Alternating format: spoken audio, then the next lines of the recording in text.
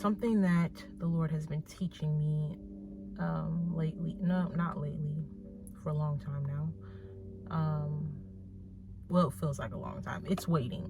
Anytime you're waiting for something, it feels like a long time. But it's waiting and the process. I can be a pretty impulsive person. Like,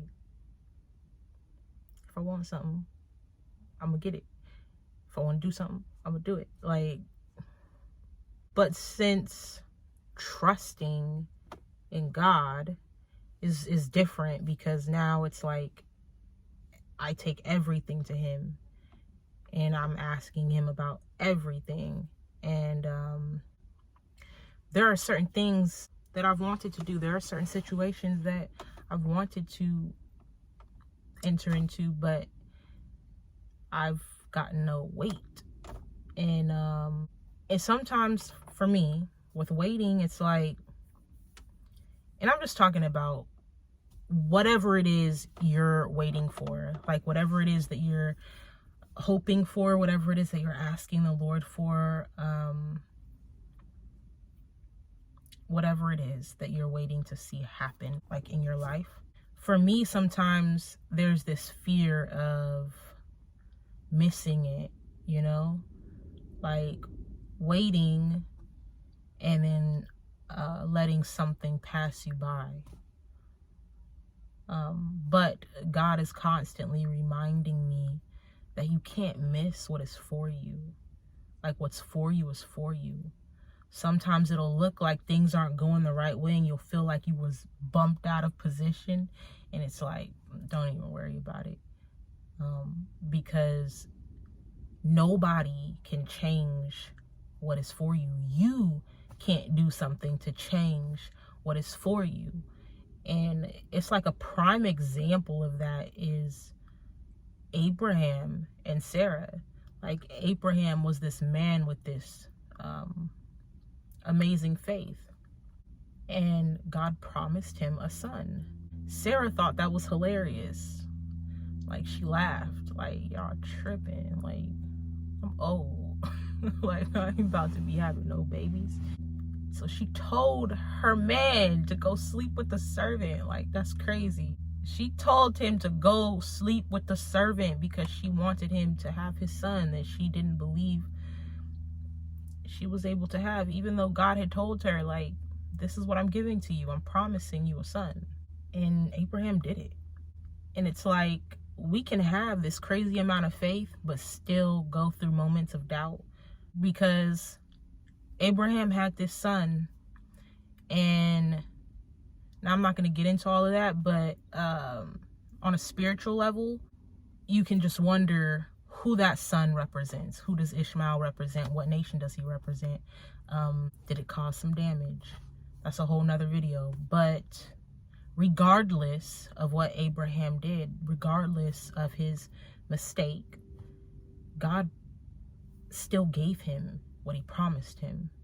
Because when God makes a promise, it's a promise. Like, he's not like man. He's not like people. He doesn't break his promises. He cannot. He will not go against himself. He cannot lie. And so Abraham still received the promised son. I'm pretty sure that he learned a lot in the process as well. I'm pretty sure that it gave him even stronger faith. And Sarah, I'm pretty sure, gave her a boost in faith as well. I mean, I don't know if this is a good example, but this is something that's kind of taught me something about just the process, and how when you're waiting, it doesn't mean that you're not moving. Because a lot of times in the process, you receive your answer from God. You receive a yes, you receive a no, and you'll see it in the process. So sometimes we think waiting is like waiting for God to reveal like some answer to us. which it is sometimes, but sometimes it's not like that. Sometimes the answer is in the process. And so this is something that's kind of taught me. Okay, now this is not me making a generalization about men. Am I using that word right? This is not me putting men in a box and saying that all men think this way or act this way or do this. Like, I'm not saying all men are the same. I know some women feel like that. But that's not me. I'm just saying what I've experienced, what life has taught me. Sometimes men tend to look at women as a prize, a reward. Cool. But what God has taught me is to know the difference between a man who is trying to get you and a man who is trying to know you. I'll tell you what the difference is. A man who is trying to get you, they're trying to win you over. They're trying to impress you. They're trying to say all of the right things. They're trying to get you. And usually it doesn't even have anything to do with you. It's more so about them. It's whatever void they're trying to fill with having you. You know, maybe they just want they want a woman on their arm. Like, they want to feel like, you know, they got somebody. They want to portray an image. Maybe they want to impress people. Like, whatever it is, usually it's like a selfish motive, where I feel like when a man is when a man wants to know you is different, because it's kind of less of a chase and more of a pursuit. I don't know if there's a difference, but to me there kind of is, because when a man is like chasing you, it's kind of aggressive. It's like, slow down, bruh. It's always a red flag when someone wants to move quick, because it's like they want to jump into something so quickly, and it's like, bro, you don't even know me like that yet. I don't even know you like that yet. Like, but there are people who actually treat God the same way. It's like they're looking for the reward. They're trying to get the reward. They want the blessings. They want whatever it is they want. And when they don't get it, they did. It was not a relationship. It was not real. The same thing with a man who's just like quick. As willing as a man is to quickly jump into a relationship with you, he's just as willing to jump into a relationship with the next person who gives him attention. It just is what it is. A man who sees you, who sees your value, who sees the value that you will bring to his life, and what he can add to you and what you can add to him.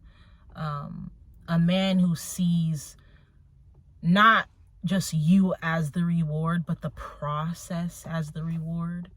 I feel like that's the one that you want. It's not about trying to get you. It's about wanting to know you. I think about my relationship with Christ. It was a relentless pursuit. God pursued me, and he waited for me for quite some time. He waited for you for quite some time. Like, he's a gentleman. Like, he wants you for who you are. Your heart. He wants your heart. And so I feel like if a relationship with a man does not mirror my relationship with Christ, then I don't want it. Like, if I don't see selflessness, then I don't want it. I seek God for who he is. I thank God for who he is. Sometimes it's not even about, like, for me, sometimes it's not even about, like, everything that he's done for me and what he does for me and all of that. Like, that's amazing. I thank him for those things as well. But sometimes I just thank him for being him. Like, just thank you for being who you are to me. I seek him not for what he can do for me, but for who he is. And I guess I'm speaking to the women, but you want somebody who knows your worth and knows your value and is willing to wait for you, just like Christ waited for you. I'm constantly telling people to slow down because I've made a lot of mistakes by just acting off of impulse. I've gotten into a lot of situations that weren't really for me and that I didn't even really want to be in, but just acting off of impulse, being impatient.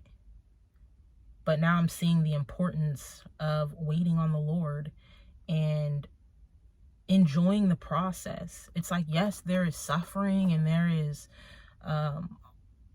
dying of yourself, and there's a lot of that stuff in the process, but there's also amazing things in the process. There's joy in the process, there's excitement in the process, there's lessons, and there's growth in the process. It's like love always has a story, and you want to have a story to tell people. Like, I think it is a beautiful thing to be able to look back and see how much you've grown with a person, how much you've learned with a person, like to see the process. That's a part of your story. And it's the same thing with our relationship with Christ. Like, it's a love story. Like, you have a testimony, you have a story to tell people of how he pursued you and how he never gave up on you and how he waited for you patiently. That's a beautiful thing. They go hand in hand. Relationship with Christ, your relationship with people, romantic relationship, and they're all connected. So I really say all of that just to say that waiting on the Lord is a beautiful thing. Don't just jump into things because it's what you want to do. Wait on the Lord because your reward and the blessings are also in the process. Sometimes we can be so focused on the end result and not realize that what we needed and what we wanted was also in the process as well. God is in the process. He's in the wait. And sometimes when you move too quickly, you miss that. You miss the preparation. Sometimes we think that we're ready for something and we're not. God knows us best. He knows us better than we know ourselves. So trust the process. It's a beautiful thing. And I feel like for women, when you find a man who sees the beauty in the process of getting to know you and is not so set on just wanting to get you and jump into a relationship with you, but sees the beauty in the process of just knowing you, I think that's a beautiful thing. You want somebody who truly loves you for who you are and wants you because of who you are, because of what he sees in you, because of the value and worth that he sees in you.